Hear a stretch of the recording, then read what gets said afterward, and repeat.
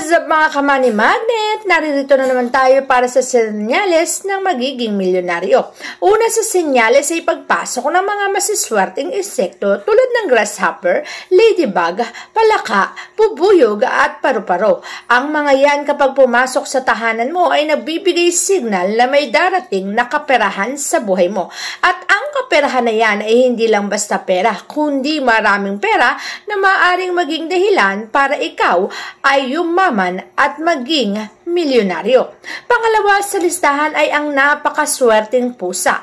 Kung kayo ay may pusa at ang pusa na yan ay nakaabang sa inyo pag uwi nyo pa lamang sa tahanan at palaging dikit ng dikit sa inyo, isa lang ang ibig sabihin yan. Ipinapahiwatig ng pusang yan na may darating sa iyong kaperahan.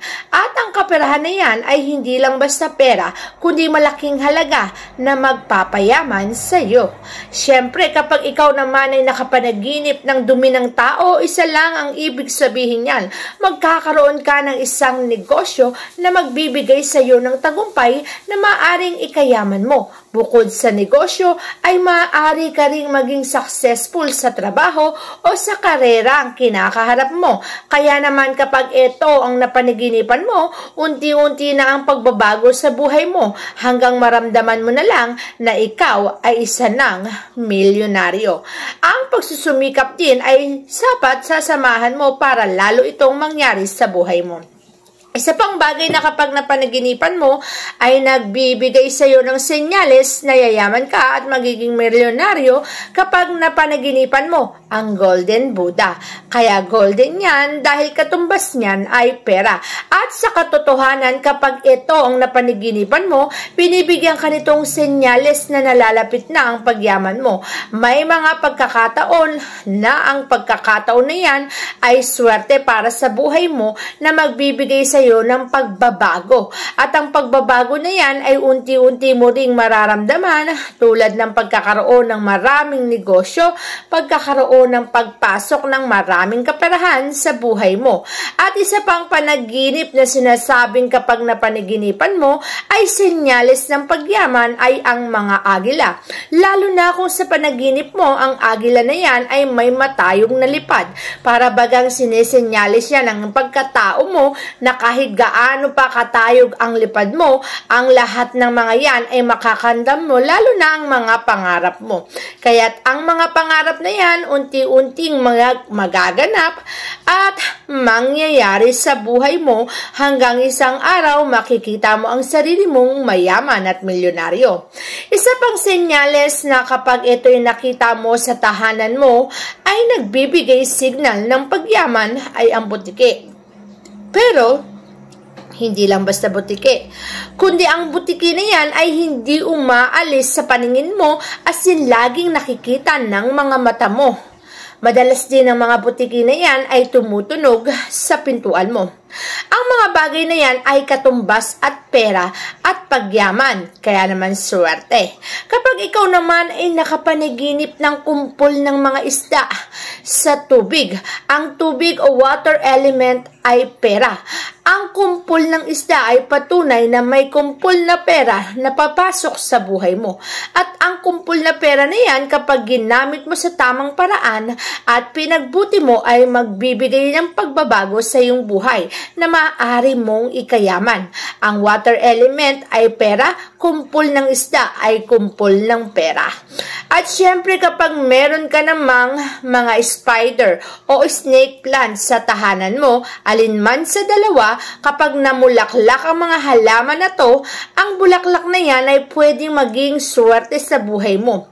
Kapag nakita mo ang bulaklak ay kunin mo at ilagay mo sa pulang pouch, siguradong saan mo naman itong dalhin ay magbibigay ng swerte at pagbabago sa takbo ng pumumuhay mo.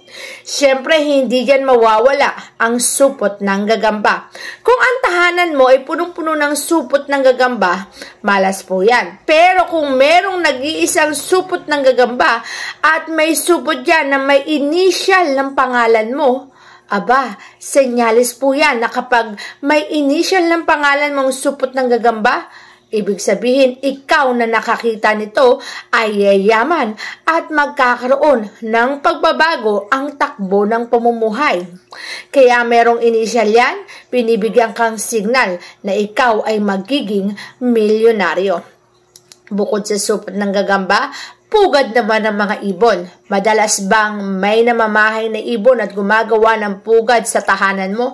Abay, matuwa ka. Kapag napili niya ang tahanan mo na gawaan ng pugad ng ibon, ibig sabihin ay binibigyan kang senyales na ang pugad na yan ay magiging signal na ang tahanan na yan ay magkakaroon ng milagro pagdating sa negosyo at pagpasok ng kaperahan.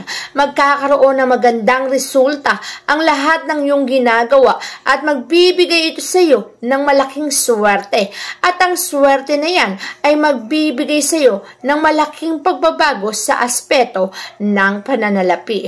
Siyempre, madalas mo bang nakikita ang 7, 8, at 9?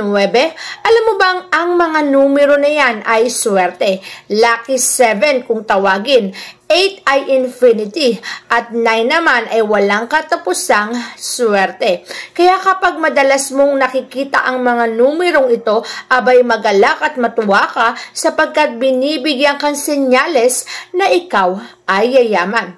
Pero hindi naman biglaan na, unti-unti pero mararating mo ang pagyaman na inaasam at hinahangad mo sa buhay. Kaya magalak at matuwa ka na.